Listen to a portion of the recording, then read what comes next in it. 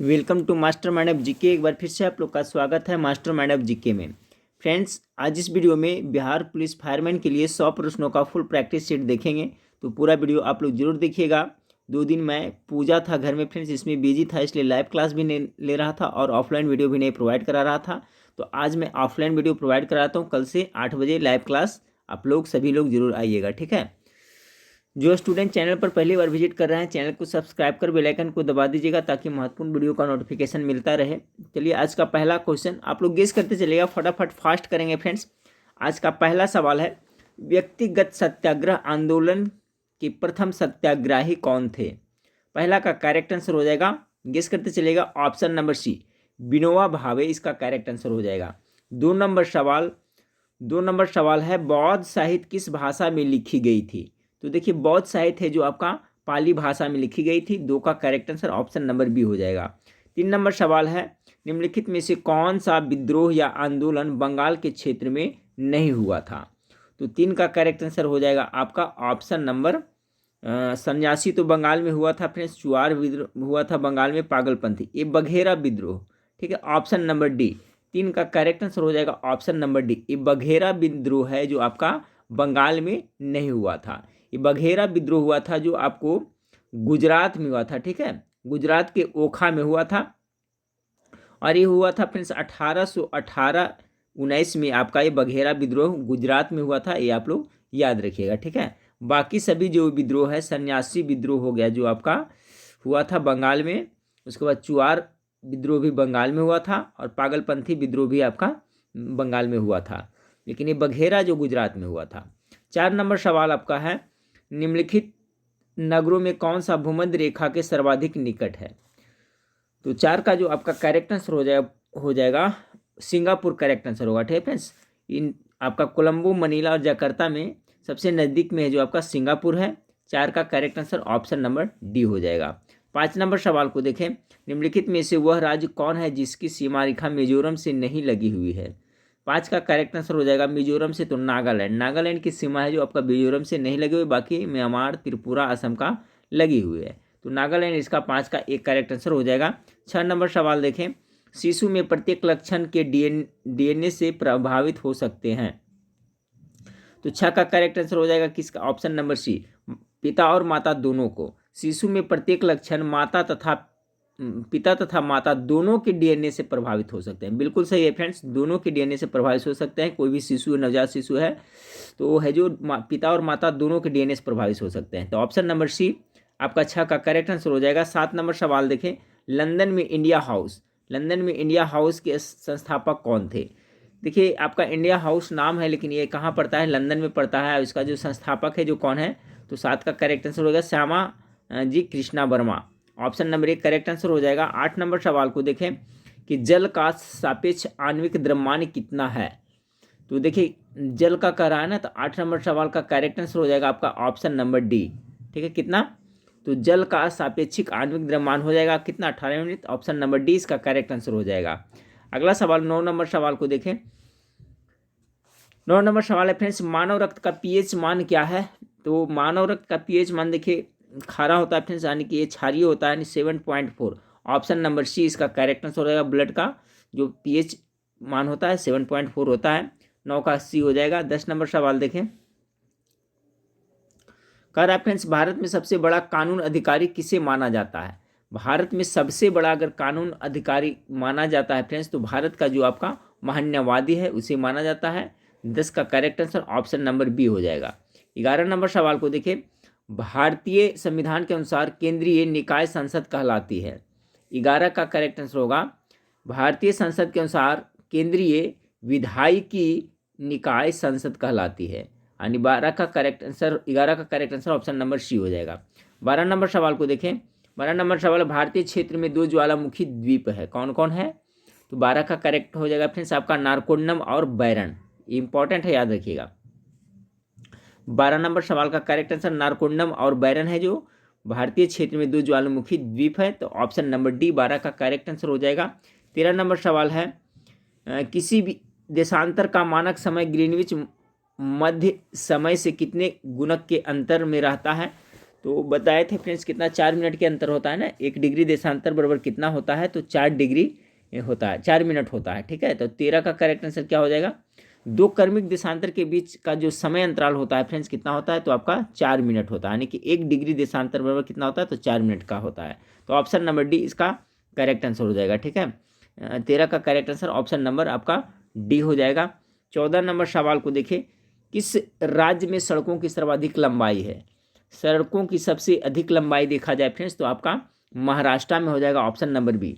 15 number, Bharat का एक राज्य जिसे कर्क रेखा 2 भागों में नहीं बांटती है, तो 15 नंबर सवाल का करेक्ट आंसर क्या होगा, तो देखिए कर्क रेखा कहाँ कहाँ से गुजरता है, सबको पता है, पुराना ट्रिक है फ्रेंड्स, गमछा झारो मित्रों पर उसी में आ जाता है आपका, गमछा झारो मित्रों में जैसे ग से गुजरात उसी पर सेट किया हुआ है।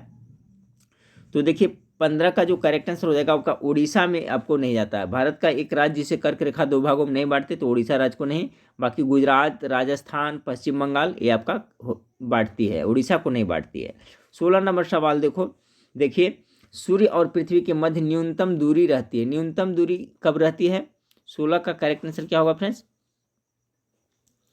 तो 16 का जो करेक्ट आंसर हो जाएगा आपका 3 जनवरी को जो न्यूनतम रहती है, ऑप्शन नंबर डी। इसे क्या कहते हैं फ्रेंड्स, तो देखिए एक उपसौर होता है, एक अपसौर होता है फ्रेंड्स, ये भी आप लोग जरूर याद रखिएगा। तो देखिए आपका 3 जनवरी को है जो आपका क्या है, सूर्य और पृथ्वी के मध्य न्यूनतम दूरी होती है, अधिकतम दूरी कब होती है, तो 4 जुलाई को होती है, ये भी याद रखिएगा, 4 जुलाई को होता है जो आपका अधिकतम दूरी होती है, तो दोनों याद रखिएगा। अगर पूछेगा कि सूर्य और पृथ्वी की कम दूरी कब रहती है, तो आपका न्यूनतम का हो जाएगा फ्रेंड्स, ठीक है, और कहेगा अधिकतम कब होता है, तो 4 जुलाई को होता है। तो जब न्यूनतम होता है फ्रेंड्स उसे पेरीहेलियन कहा जाता है, 3 जनवरी को पेरीहेलियन कहते हैं, और अधिकतम होता है फ्रेंड्स उसे 4 जुलाई को उसे क्या कहते हैं, तो हम उसे अपहेलियन कहते हैं, ठीक है। तो दोनों क्वेश्चन यहाँ पर देखिए दिया हुआ है फ्रेंड्स कि सूर्य और पृथ्वी के मध्य न्यूनतम दूरी कब होती है, 3 जनवरी की, और सूर्य और पृथ्वी के मध्य अधिकतम दूरी कब होती है, तो 4 जुलाई को, तो दोनों याद रखिएगा। 17 का हो गया फ्रेंड्स। अब 18 नंबर क्वेश्चन को देखें, प्रसिद्ध चीनी यात्री फाहियान किसके शासन काल में भारत की यात्रा की थी, फाहियान आया था चंद्रगुप्त द्वितीय के शासन काल में ना, तो ऑप्शन नंबर बी इसका करेक्ट आंसर हो जाएगा 18 का। 19 नंबर सवाल आपका है, अजंता की चित्रकारी इन कथाओं को चित्रण करती है, 19 का correct answer option number C जातक हो जाएगा, ठीक है। जातक है जो आपका फ्रेंड्स आप नाम सुने होंगे, आपका बौद्ध धर्म से संबंधित ग्रंथ है जिसमें बुद्ध के पुनर्जन्म के बारे में बताया गया है, जातक तो बौद्ध धर्म का एक से संबंधित आपका अथी है ग्रंथ है, याद रखिएगा। 20 नंबर सवाल को देखें, हर्यक नरेश बिंबिसार की राजधानी कहाँ थी, हर्यक वंश के संस्थापक यही बिंबिसार थे फ्रेंड्स, इन्होंने अपनी राजधानी को कहाँ बनाया था, तो राजगिरी या गिरिब्रिज कह सकते हैं, ऑप्शन नंबर सी इसका करेक्ट आंसर हो जाएगा। 21 नंबर सवाल को देखें कि भारत में प्रथम सिक्के कहाँ चलन में लाए गए थे, तो 21 का करेक्ट आंसर हो जाएगा आपका डी, बिहार व पूर्वी उत्तर प्रदेश में, भारत में प्रथम सिक्के है जो बिहार व पूर्वी उत्तर प्रदेश में चलन में लाए गए थे। 22 नंबर सवाल है, हर्ष ने अपनी राजधानी परिवर्तित की थी, कहाँ की थी, तो 22 का करेक्ट आंसर थानेश्वर से कन्नौज किया था, ये क्वेश्चन बहुत बार एग्जाम में आया है, हर्षवर्धन है जो अपनी राजधानी को थानेश्वर से कहाँ ले गया था, कन्नौज ले गया था। 23 नंबर सवाल को देखें, 23 नंबर सवाल आपका है कि किस वर्ष को भारत में आर्थिक सुधारों की प्रक्रिया का आरंभ काल माना जाता है, आर्थिक सुधारों की प्रक्रिया का आरंभ काल भारत में किस वर्ष को माना जाता है, तो ये आपका 1991 को माना जाता है, 23 का करेक्ट आंसर हो जाएगा आपका ऑप्शन नंबर सी। 24 नंबर सवाल को देखें कि भारतीय प्रायद्वीप का कौन सा शहर 8 डिग्री अक्षांश से निकटतम है, 8 डिग्री अक्षांश का रहा ना, तो ये आपका हो जाएगा कन्याकुमारी, ऑप्शन नंबर सी इसका करेक्ट आंसर हो जाएगा। 25 नंबर सवाल को देखिए, इनमें से कौन मिश्र धातु नहीं है, मिश्र धातु इसमें कौन सा नहीं है, तो 25 का जो करेक्ट आंसर हो जाएगा फ्रेंड्स आपका ऑप्शन नंबर बी हो जाएगा, जिंक है जो मिश्र धातु ने, बाकी कांसा है जो मिश्र धातु, इस्पात भी है, पीतल भी है। ये पीतल तो आपका किसका किसका है फ्रेंड्स, तो पीतल पी से पीतल त से तांबा और जस्ता, पिताजी याद रखते हैं ना, तांबा और जस्ता का आपका ये मिश्रण होता है, तो इसका करेक्ट आंसर क्या हो जाएगा, 25 नंबर सवाल का जो करेक्ट आंसर हो जाएगा फ्रेंड्स, क्या कह रहा था इसमें आपका कि इनमें से कौन मिश्र धातु नहीं है, तो आपका जिंक है जो मिश्र धातु नहीं, कांसा, पीतल और इस्पात है जो आपका मिश्र धातु है। 26 नंबर सवाल को देखिए। 26 नंबर सवाल है आपका, इनमें से किसमें प्रोटीन सर्वाधिक होता है? तो सबसे आपका प्रोटीन होता है जो किसमें होगा 26 का, तो आपका मूंगफली में ज़्यादा प्रोटीन होता है। 27 नंबर सवाल है फ्रेंड्स, इनमें से कौन सबसे प्राचीन प्राणी है? सबसे प्राचीन प्राणी इसमें से कौन सा है? देखिए आप लोग सभी प्रकार के प्रैक्टिस सेट करते चलिएगा फ्रेंड्स, जो आसान सेट है वो भी करते चलिए। इस बार क्वेश्चन का लेवल है जो उतना टफ नहीं रहेगा, क्योंकि 10वीं कक्षा के समकक्ष रहेगा बिहार पुलिस फायर में, इसलिए सभी जीके जीएस सभी तरह के प्रश्न को याद करके चलते हैं।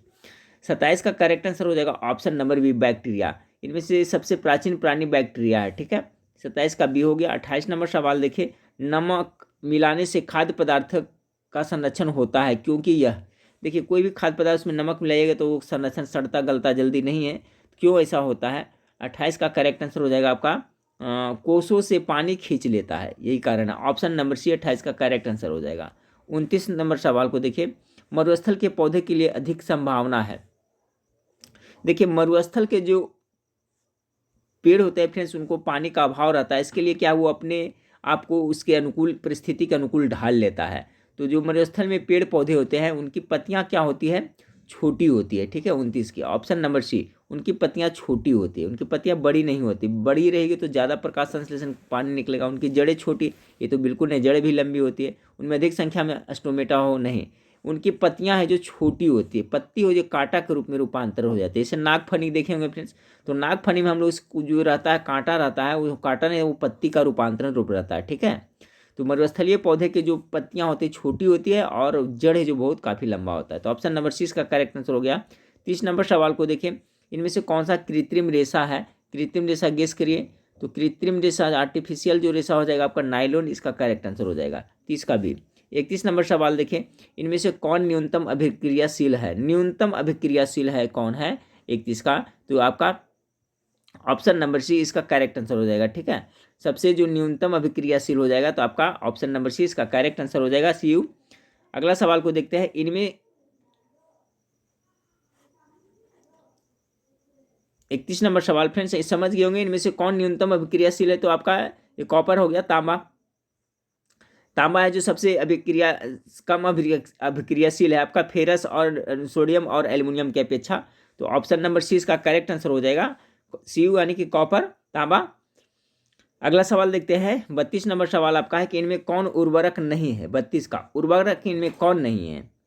तो अमोनिया तो उर्वरक होता है, यूरिया भी है, अमोनियम क्लोराइड, डीडीटी है जो नहीं होता है, ठीक है। 32 का करेक्ट आंसर आपका ऑप्शन नंबर सी होता है। तो डीडीटी है जो एक उर्वरक नहीं है फ्रेंड्स, एक क्या है? ये डीडीटी है जो एक कीटनाशक है, ठीक है। कीट को नाश करने के लिए डीडीटी का छिड़काव किया जाता है। और यूरिया, अमोनिया और अमोनियम नाइट्रेट ये सब खाद्य उर्वरक के अंतर्गत आता है।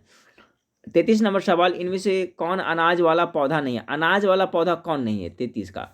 तो देखिए इसका हो जाएगा गेहूं, धान, मकई, तो अनाज वाला है। पाट है जो नहीं होगा, ठीक है फ्रेंड्स। 33 का correct answer option number D B हो जाएगा। 34 नंबर सवाल को देखिए, 34 नंबर सवाल आपका है कि इनमें से कौन ज्योतिहीन बॉडी है? ज्योतिहीन बॉडी कौन सा है? 34 का जो करेक्ट आंसर हो जाएगा फ्रेंड्स ऑप्शन नंबर ए, ग्रह, ठीक है। ग्रह ज्योतिहीन, इसको खुद का प्रकाश नहीं होता है, ग्रह का खुद का प्रकाश नहीं होता है। जैसे पृथ्वी एक ग्रह है ना, तो इसको खुद का प्रकाश नहीं है। बाकी गैलेक्सी या तारामंडल, तारा में खुद का प्रकाश है। तारा का डिफिनीशन ही है फ्रेंड्स कि जिसका खुद का प्रकाश हो उसे तारा कहते हैं, ठीक है। जैसे सूर्य क्या है? एक तारा है, उसका खुद का प्रकाश है। तारामंडल हो गया उसका तारा, बहुत सारे तारा का समूह हो गया, गैलेक्सी भी वही हो गया। तो ये सभी को ज्योतिहीन नहीं है, ये सब में ज्योति है, लेकिन ग्रह है जो ज्योतिहीन होता है, यानी प्रकाश इसमें नहीं होता है। 35 नंबर सवाल, निम्न में से कौन सा स्थल मध्य पाषाणकालीन नहीं है? मध्य पाषाणकालीन स्थल कौन नहीं है? 35 का करेक्ट आंसर एक गणेश्वर है जो आपका मध्य पाषाणकालीन नहीं है, स्थल है। तो ऑप्शन नंबर बी 35 का करेक्ट आंसर हो जाएगा। 36 नंबर सवाल को देखें कि महाभारत के फारसी अनुवाद का शीर्षक है। 36 का हो जाएगा रज्मनामा, ठीक है। ऑप्शन नंबर बी इसका करेक्ट आंसर। महाभारत के फारसी अनुवाद का शीर्षक ही है ना, तो 36 का करेक्ट आंसर हो जाएगा आपका रज्मनामा। देखिए ये आपका फ्रेंड्स, इसके बारे में डिटेल देखा जाए तो आपका जो महाभारत के फारसी अनुवाद का शीर्षक जो रज्मनामा है 1580, याद रखिएगा 1580 ईस्वी में मुगल शासक जो अकबर के शासन काल में महाभारत का फारसी भाषा में 1580 ईस्वी में आपका अकबर के मुगल शासक अकबर के शासनकाल में इसका फारसी में अनुवाद जो रजमनामा के नाम से हुआ था। और इसका जो किसने किया था अगर जो पूछा जाए फ्रेंड्स, तो इसका जो किया था बंदायूनी नकीब खां एवं अब्दुल कादिर ने किया था। अगर कोई आपसे पूछ दिया, देखिए इसमें बहुत सारा बन रहा है, थोड़ा डिटेल देख लें कि जो आपका महाभारत का फारसी अनुवाद किसके शासनकाल में हुआ था, तो अकबर के शासनकाल में हुआ था फ्रेंड्स। कब? तो 1580 ईस्वी में। और इसको फारसी में अनुवाद किसने किया था? तो बंदायूनी फ्रेंड्स, याद होगा बंदायूनी, ठीक है, बंदायूनी। और कौन था? तो इसमें था आपका बंदायूनी, नकीब खां एवं कादिर खां, याद रखिएगा, इन्होंने किया था। 37 नंबर सवाल को देखिए, सौर मंडल में अन्य ग्रहों की अपेक्षा विपरीत दिशा में घूमने वाला ग्रह कौन है? ये देखिए फ्रेंड्स, बहुत ही इंपॉर्टेंट क्वेश्चन है 37 के में कि सौर मंडल में ग्रहों की अपेक्षा विपरीत दिशा में घूमने वाला ग्रह यूरेनस, जिसे अरुण कहते हैं, ठीक है फ्रेंड्स, याद रखिएगा। तो ये यूरेनस इसका करेक्ट आंसर हो जाएगा। ये देखिए पृथ्वी, बाकी ग्रह है जो दो ऐसा ग्रह है जो अपोजिट दिशा में घूमता है, ठीक है फ्रेंड्स, एक आपका शुक्र हो गया और एक आपका यूरेनस यानी कि अरुण हो गया। ये है जो फ्रेंड्स अपने धुरी पर ये पूर्व से पश्चिम की ओर घूमता है, ठीक है, जबकि अन्य ग्रह हो गया जैसे पृथ्वी, ये सब ये जो पश्चिम से पूर्व घूमता है। लेकिन शुक्र और यूरेनस दो ऐसे ग्रह हैं जो आपका एंटी क्लॉक घूमता है फ्रेंड्स, ये है जो पूर्व से पश्चिम घूमता है। यही कारण है कि फ्रेंड्स यहाँ आपका अरुण पे और शुक्र पर सूर्योदय होता है जो आपका पश्चिम से होता है, ठीक है, अपोजिट दिशा से होता है, बाकी पे पूरब से होता है। तो याद रखिएगा। 38 नंबर सवाल आपका है, मेघालय की उच्च भूमि संरचना एवं उत्पत्ति की दृष्टि से निम्नलिखित में किसका भाग है? तो 38 का करेक्ट आंसर हो जाएगा आपका ऑप्शन नंबर डी हो जाएगा, ठीक है, प्रादीपीय पठार का। 39 नंबर सवाल आपका है कि ज्ञान प्राप्ति से पूर्व भगवान महावीर का नाम क्या था? 39 का करेक्ट आंसर तो वर्धमान कहे जाते थे, ऑप्शन नंबर ए 39 का करेक्ट आंसर। ज्ञान प्राप्ति से पूर्व भगवान महावीर का नाम वर्धमान था, ठीक है। महावीर का जन्म फ्रेंड्स का 540 ईस्वी पूर्व में हुआ था कुंडग्राम वैशाली में, ये भी याद रखिएगा। इनके पिता का नाम क्या था? सिद्धार्थ था, जो आपका जात्रिक कुल के थे, ये भी पूछा जाता है किसके थे ये? तो जात्रिक कुल के थे, याद रखिएगा, ठीक है। और माता का नाम त्रिशला लिच्छवी राजा चेटक की बहन थी, ये भी याद रखिएगा। 40 नंबर सवाल को देखिए, 39 हो गया फ्रेंड्स आपका। और 40 नंबर सवाल देखें कि सिंधु जल समझौते के अंतर्गत भारत को निम्नलिखित किस नदी पर विशिष्ट अधिकार नहीं दिया गया है? सिंधु जल समझौते, 40 का correct answer option number C हो जाएगा, झेलम, ठीक है। अच्छा सवाल है फ्रेंड्स कि सिंधु जल समझौते के अंतर्गत भारत को निम्नलिखित में किस नदी पर विशिष्ट अधिकार नहीं दिया गया? तो झेलम नदी पर विशिष्ट अधिकार नहीं दिया गया। 41 नंबर सवाल आपका है फ्रेंड्स, देखिए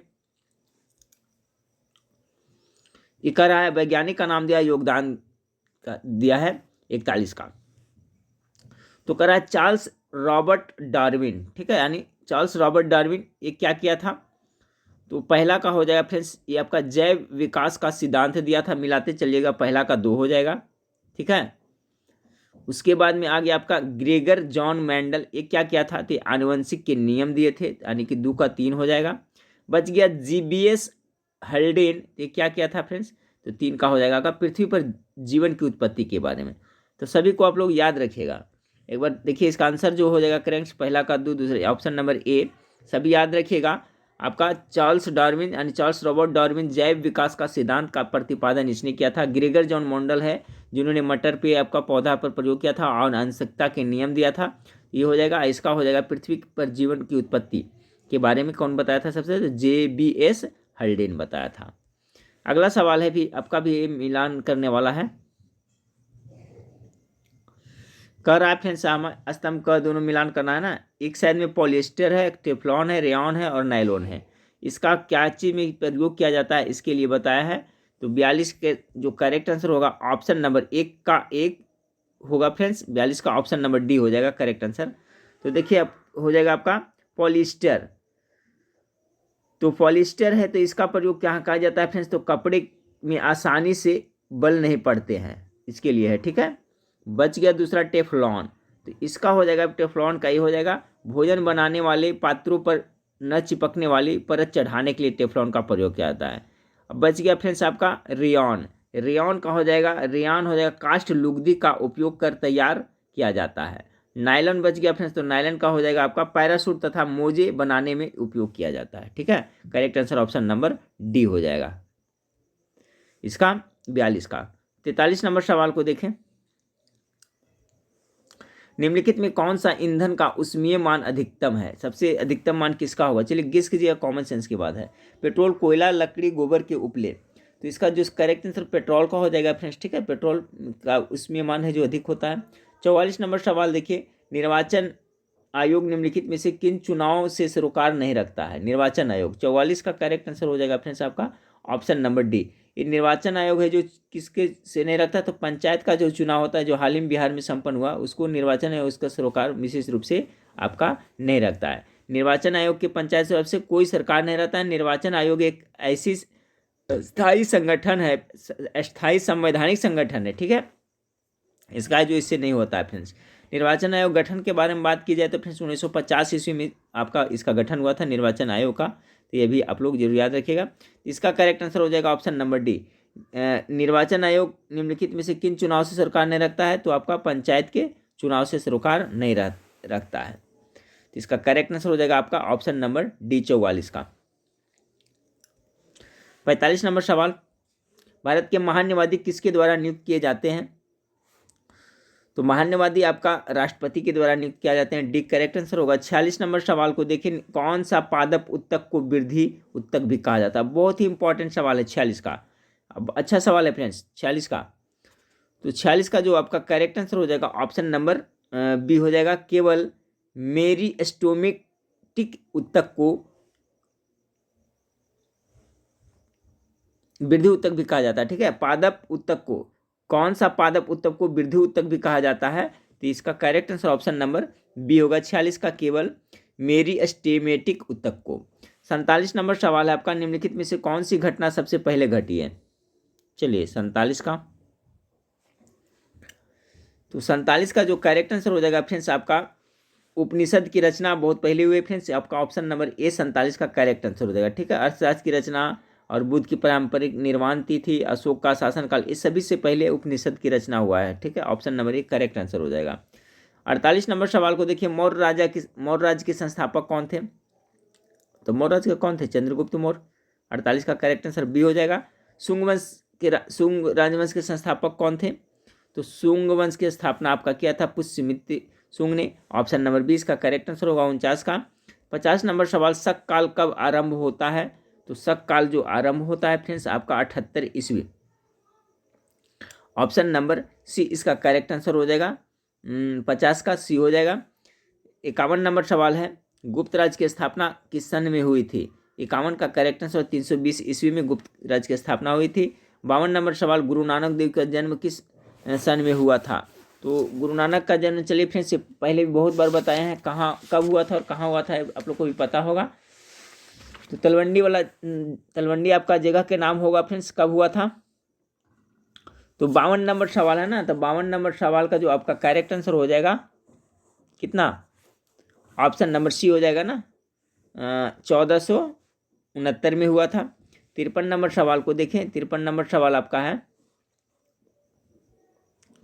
निम्न में से कौन सी घटना सबसे पहले घटी थी? 53 का जो करेक्ट आंसर हो जाएगा फ्रेंड्स आपका ऑप्शन नंबर डी। बीजापुर में आदिल शाह का राज्य ये हुआ था फ्रेंड्स, उसके बाद ही ये सब घटना घटा था। ठीक है, बीजापुर में आदिल शाह का राज्य।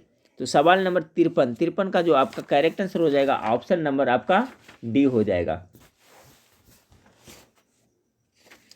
अब इसके बारे में अगर डिटेल में देखते हैं फ्रेंड्स, थोड़ा सा वक्त दें तो मैं सभी को मैं बता देता हूँ। 53 नंबर कर रहा है फ्रेंड्स कुतुब शाह का गोलकुंडा राज्य। तो देखिए कुली कुतुब शाह द्वारा गोलकुंडा राज्य की स्थापना 1518 ईस्वी में हुआ था, याद रखिएगा। ठीक है, पुर्तगालियों द्वारा गोवा पर कब्जा कब हुआ था?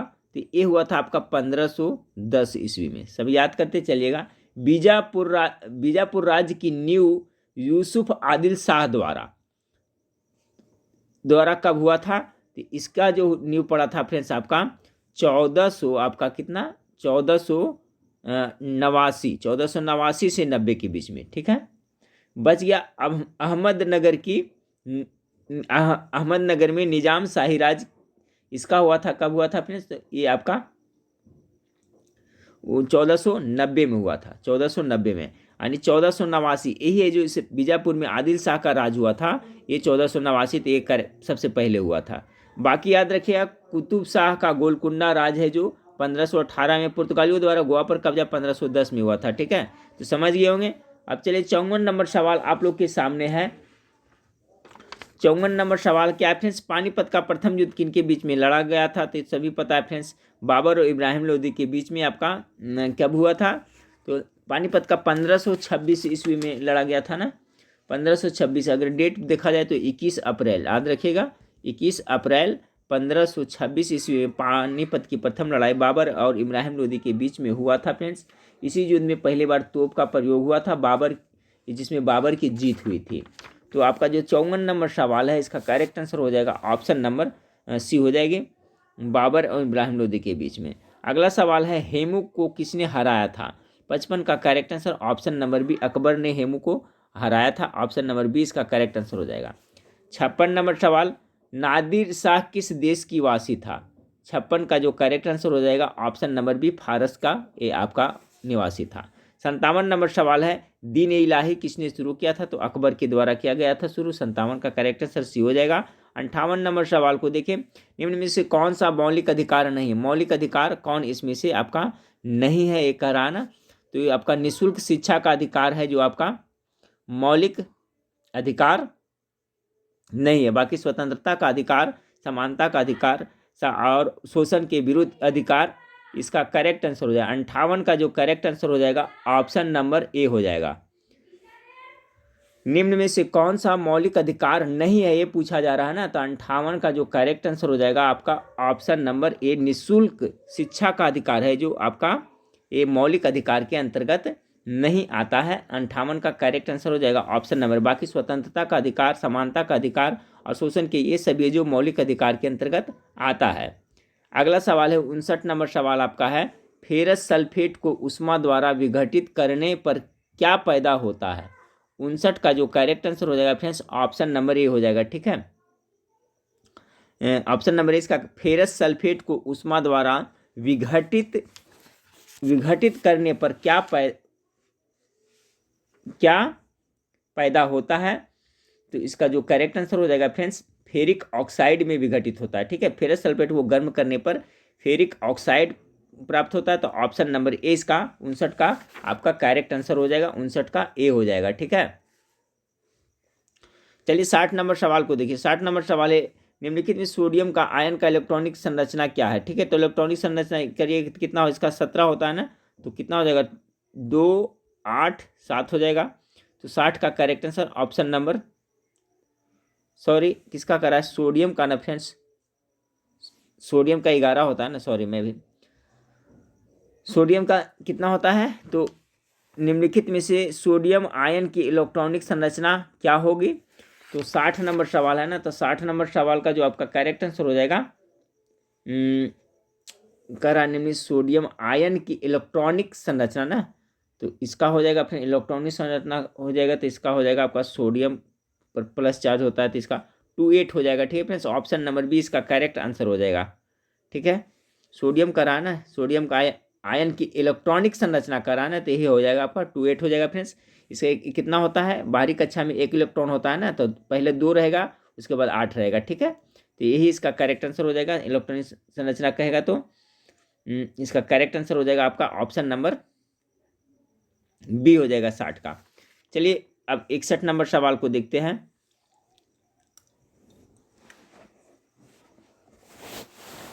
इकसठ नंबर सवाल आपका है फ्रेंड्स कि तत्व X के परमाणु की बाहर की कक्षा में 4 इलेक्ट्रॉन है, इस तत्व का हाइड्रोजन के साथ संयोजन बनाने पर क्या सूत्र होगा? तो 61 का जो करेक्ट आंसर हो जाएगा फ्रेंड्स क्या हो जाएगा, ऑप्शन नंबर डी XH4 हो जाएगा। यानी 61 नंबर सवाल का जो आपका करेक्ट आंसर हो जाएगा क्या हो जाएगा, ऑप्शन नंबर आपका डी हो जाएगा करेक्ट आंसर, ठीक है। चलिए 62 नंबर सवाल को देखिए फ्रेंड्स, निम्नलिखित में से कौन सी अनुरचना में इलेक्ट्रॉन भागीदारी होते हैं? तो इसका करेक्ट आंसर 62 का हो जाएगा आपका ऑप्शन नंबर ए, H2O। ठीक है, H2O। निम्नलिखित में कौन से अणु रचना में इलेक्ट्रॉन भागीदारी होते हैं?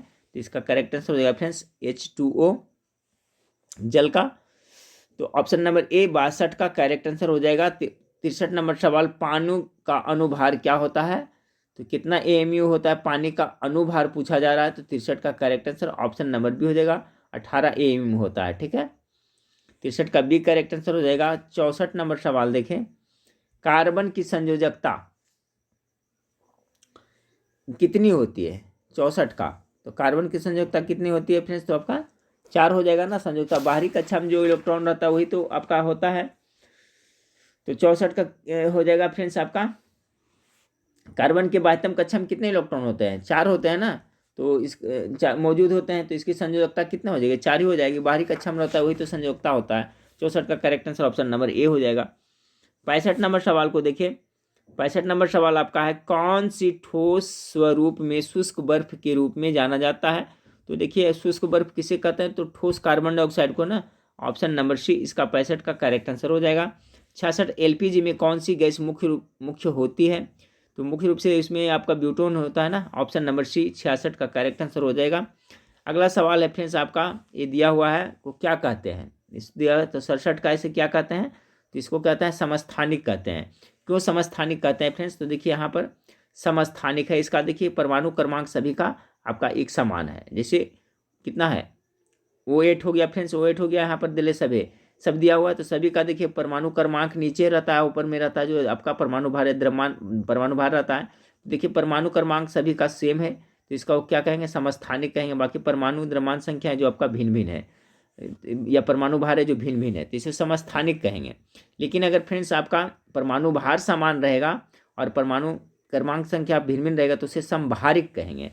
तो यहाँ पर जो दिया हुआ स्ट्रक्चर फ्रेंड्स, इसमें इसके हिसाब से देखिए परमाणु क्रमांक सेम है, इसलिए समस्थानिक कहेंगे। 68 नंबर सवाल को देखिए फ्रेंड्स कि भारत में हर साल संविधान दिवस किस दिन मनाया जाता है? 68 नंबर सवाल,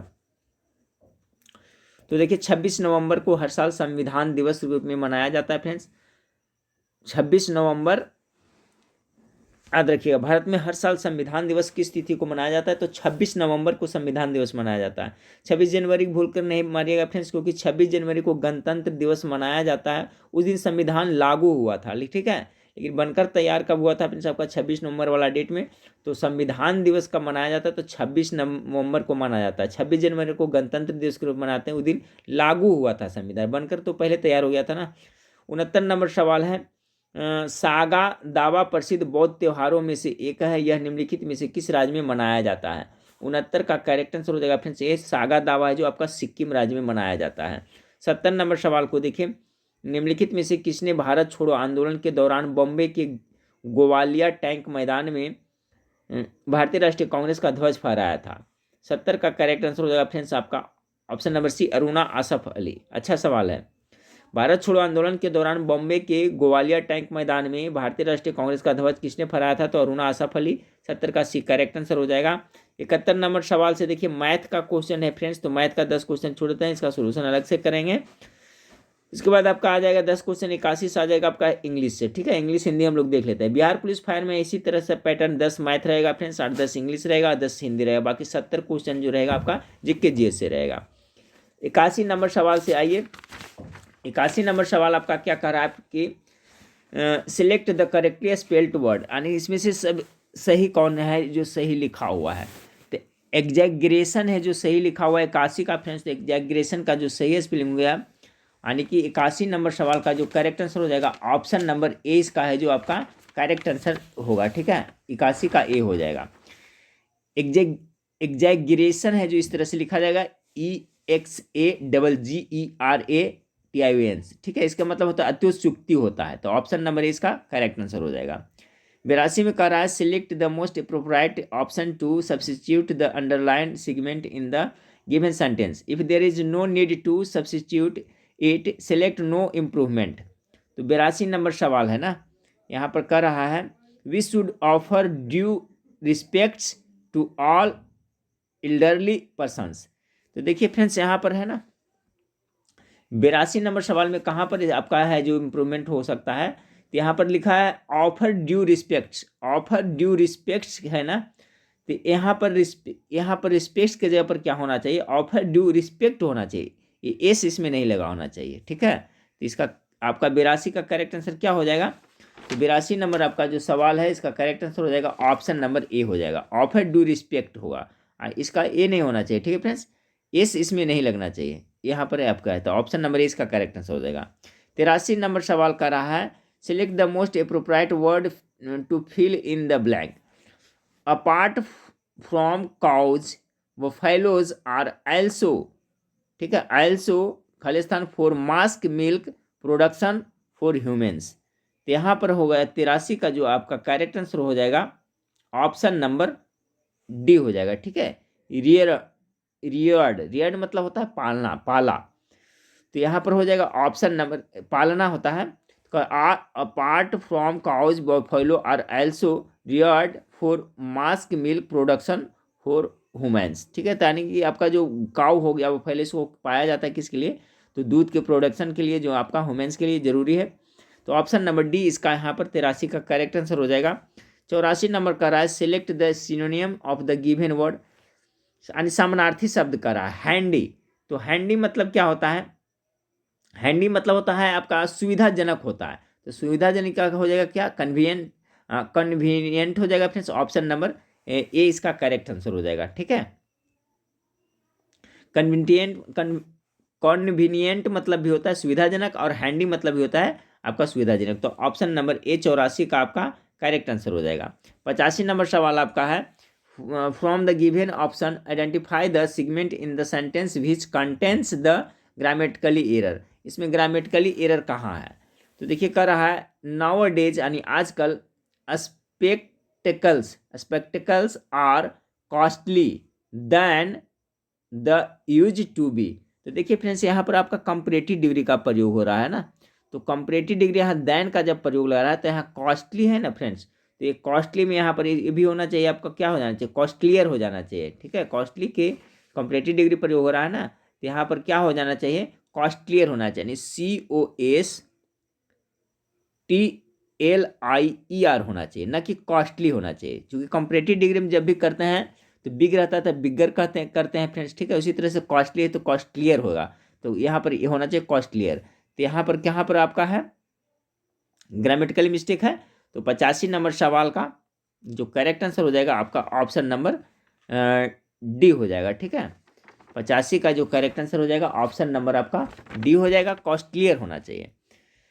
86 नंबर सवाल में करा select the most appropriate option to substitute the underlined segment in the given sentence if there is no need to substitute it select no improvement, तो इसमें देखिए कुछ इम्प्रूवमेंट हो रहा है कि नहीं। 86 नंबर सवाल का the Indian forces are known for their bravery, तो देखिए भारतीय जवान है जो बहादुरी के लिए जाने जाते हैं, तो इसमें तो आपका कहीं पे कुछ नहीं लग रहा है friends, the Indian forces are यहाँ पे नोन फॉर देयर ब्रेवरी, यानी 86 का है जो वाक्य बिल्कुल सही है, इसमें कुछ इम्प्रूवमेंट का जरूरत नहीं है, इसलिए 86 नंबर सवाल का जो आपका करेक्ट आंसर हो जाएगा ऑप्शन नंबर सी हो जाएगा, नो इम्प्रूवमेंट है, सही है बिल्कुल।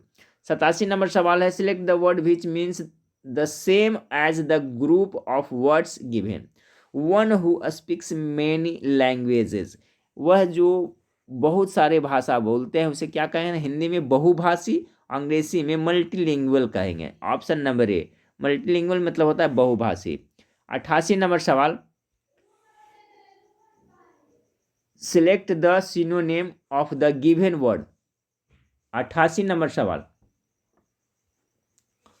Select the synonym of the given word nomadic, nomadic मतलब क्या होता है, 88 नंबर सवाल नोमैडिक का अर्थ होता है फ्रेंड्स आपका खान बदोश होता है, इसमें पूछा जा रहा है आपका सिनोनिम यानी इसका समानार्थी पूछ रहा है ना, तो 88 का जो करेक्ट आंसर हो जाएगा आपका क्या हो जाएगा ऑप्शन नंबर डी हो जाएगा, ठीक है।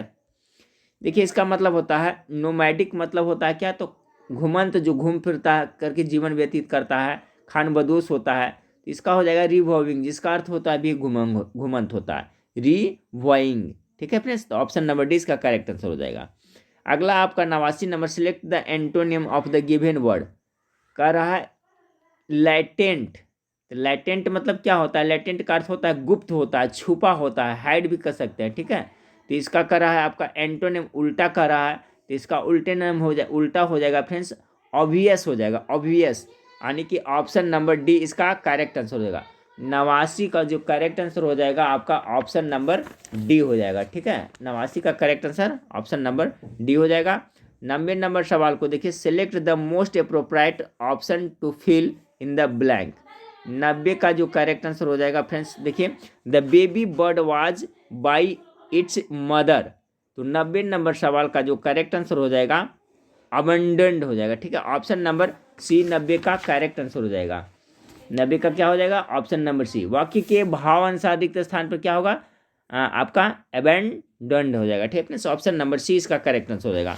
अब चलिए हिंदी वाला देख लेते हैं। 10 प्रश्न हिंदी किस तरह से प्रश्न आपका पूछा सेट में दिया है। सही वर्तनी वाले शब्द का चयन करें। तो देखिए रसोई घर किस तरह से लिखा जाता है, तो इसका करेक्ट आंसर हो जाएगा फ्रेंड्स रसोई घर, option number C correct answer होगा।